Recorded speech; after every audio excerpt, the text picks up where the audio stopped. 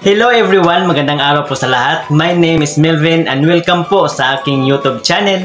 Sa mga di pa nakakaalam kung paano i-disburse o i-transfer sa ating Lazada wallet ang funds o ang ating niloan sa BillAce. At kung paano natin babayaran yung ating niloan sa BillAce gamit po ang ating GCash. Yan po ang ituturo ko sa inyo sa videong ito. Kaya sundan nyo lang po at tapusin ang videong ito guys ha. Dahil step by step ko po yung ituturo sa inyo. Ipapakita ko rin po sa inyo yung mga payment centers, e-wallets at online banking na inaalaw po tayong magbayad sa ating loan sa BillAce. At para malaman din po natin kung tataas po ba ang ating credit limit sa BillAce kapag mag-advance full payment po tayo. Bago pong lahat, sa mga bago pa lang po sa aking YouTube channel, huwag kalimutang i-click yung subscribe button na nasa baba at pakihit na niyo yung bell para updated po kayo sa aking mga tutorial videos na i-upload.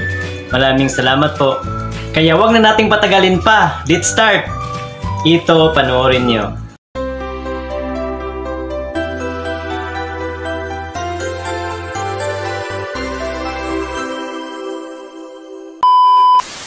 So ngayon guys ay open na natin ang ating BillAce account.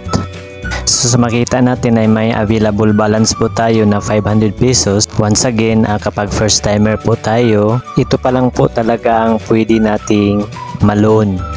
Hindi pa pwede natin itong dagdagan at mas lalong hindi pwedeng bawasan.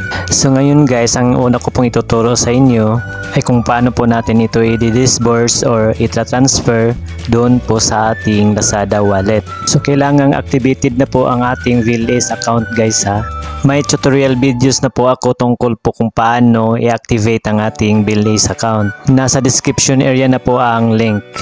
Paki-click na lang po. So ngayon patuloy po tayo, ay click lang natin itong Lazada. So ayan po, credit Lazada wallet. So fill upan po natin itong Lazada login. Mamimili po tayo ng ating Lazada login. I-click lang natin yan.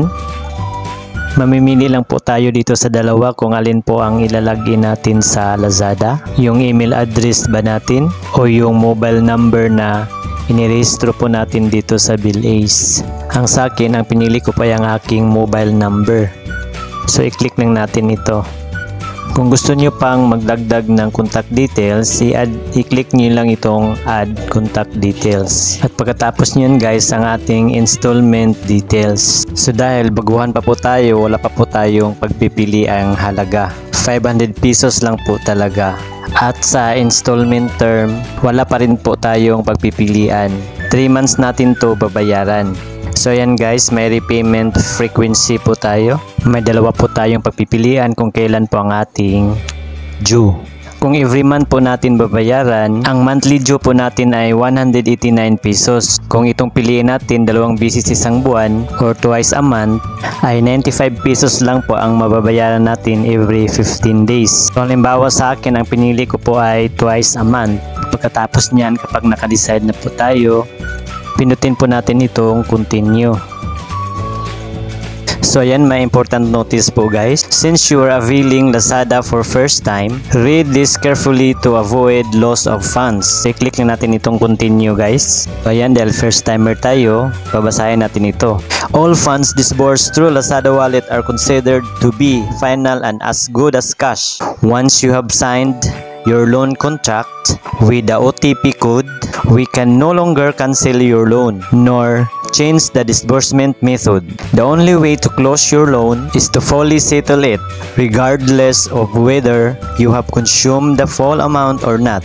So ayan, dapat aware po tayo dito guys. Itong pangalawa, the amount credited in your Lazada wallet through BillAce cannot be used to purchase digital goods, sample GCash, other voucher, etc. and cannot be converted to cash. Number 3. Lazada wallet requests are disbursed in batches throughout the day. Requests made before 5 p.m. will be disbursed same day.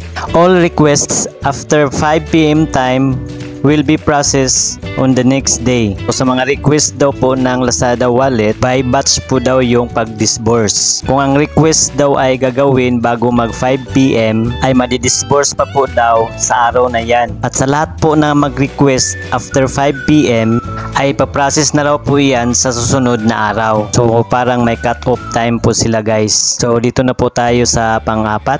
So sa aking pagkakaintindi nito guys, kung gagamitin lamang natin ito para sa ating Lazada Wallet funds at wala pa po tayong planong gamitin, ay kailangan pa rin po daw nating bayaran ang whole amount na inutang natin dito sa BillAce. And take note, wala daw pong expiration date ang ating Lazada Wallet funds at pwede na raw natin itong i-consume kahit kailan kung gusto na natin. At dito na tayo sa pang-5. Kapag nag-cancel raw tayo ng order or binalik natin yung order, ay makaka-receive naman daw po tayo ng refund sa ating Lazada Wallet. At ang halaga ng ating niloan at ang schedule ng ating repayment sa BillAce ay hindi na po raw magbago. Pagkatapos yan guys, i-check po natin itong maliit na box to confirm that I have read and agreed to the terms above. And then pakipindot itong continue. Review your purchase. Credit Lazada Wallet. So ayan na po guys, itong 500 pesos ay mapupunta na po yan sa ating Lazada Wallet. Ang ating first payment due ay August 15, 2023. Installment term 3 months. Payment frequency twice a month. So every 15th day and 31st day of the month ang ating repayment. Tapos ang ating installment amount is 95 pesos. All funds disbursed are considered final. At kung naka-decide na po tayo guys, i-click lang natin itong continue. To review contracts. So ito na po ang ating disclosure statement guys. First Digital Finance Corporation, disclosure statement on loan or credit transaction. Name of borrower, so yan po nakalagay na po ang aking pangalan at ang aking address at ang aking loan amount.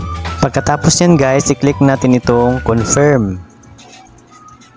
So ayan po, i-enter ulit natin ang ating PIN. Creating request. Please wait. We will redirect you when done. So ayan po, hintayin po natin yung 4-digit OTP na isi-send sa ating mobile number. Kapag mag-pop up to, i-click natin allow. Creating request ulit. Skip lang natin ito. Hooray! Your request is now being processed. We will notify you via email once processing is finished. It may take up to 5 minutes. So ngayon guys, ay click lang natin itong view schedule.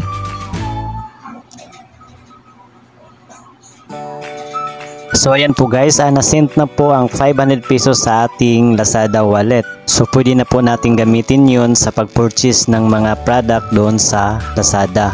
So ganun lang po kadali guys. So ngayon guys, balik po tayo sa ating dashboard sa BillAce. So ngayon guys, ang susunod ay kung paano natin babayaran ang ating loan gamit ang GCash. Makikita po natin guys na wala na po dito yung available balance. Napunta na po dito sa baba. So ang una po natin gawin, i-click natin itong Pay Now. Choose installment plan. You can choose more than one installment to pay at the same time. So ngayon guys, i-try po nating i-fully paid. Mag-advance fully paid po tayo ngayon kung tutubo ba ang ating credit limit dito sa BillAce kapag mag-advance fully paid.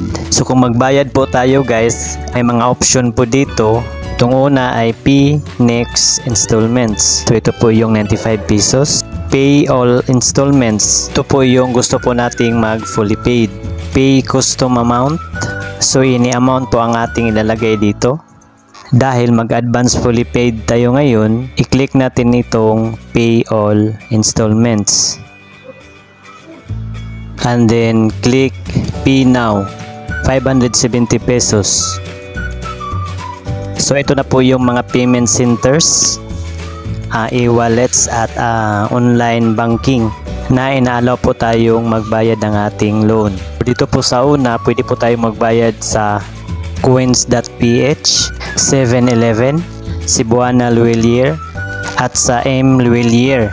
Dito naman po sa online banking, BPI, Union Bank at saka RCBC. Ito naman po sa e-wallet, GCash, GrabPay, Maya, and ShopeePay. Ito naman po sa bank transfer, BDO, Security Bank, BPI, InstaPay, and Pisonit. Dahil GCash po ang gagamitin natin ngayon, i-click lang natin itong e-wallet. And then pindutin natin itong GCash. So sa GCash guys ay may convenience fee na 12.14 pesos. So ma-add po yan sa ating ifo-fall ngayon na halaga. So ang 570 pesos ay magiging 582.14 pesos. Tapos yan i-click natin itong Pay Now na nasa baba.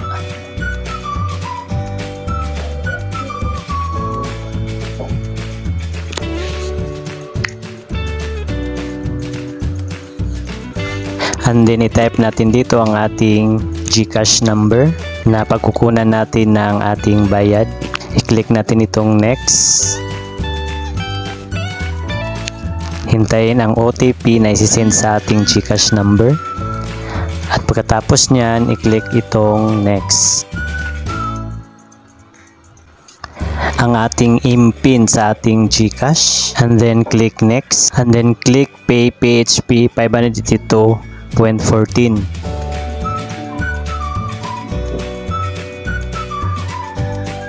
So ayan po, processing pa po siya.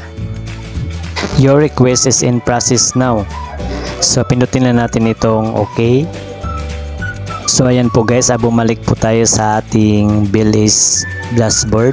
So hindi pa po tinaasan ang ating credit limit. Noon pa rin po 500 pa rin. Expected na po yan kasi bago pa po tayo dito. So tulad ng sinabi ko guys, bago pa lang po ako dito sa BillAce, kailangan ko pa pong pag-aralan yung iba't ibang mga features dito. I-update ko lang po kayo guys sa susunod kong mga tutorial videos about po sa BillAce. So yun lang po, salamat. At sana may natutunan po kayo guys. Paki-like and share na lang po sa video ito kung nagustuhan nyo. Kung may mga tanong po kayo guys, isulat lang po ang inyong mga tanong dyan po sa comment section sa baba. So yun lamang po guys. Maraming salamat sa panonood. Goodbye. God bless.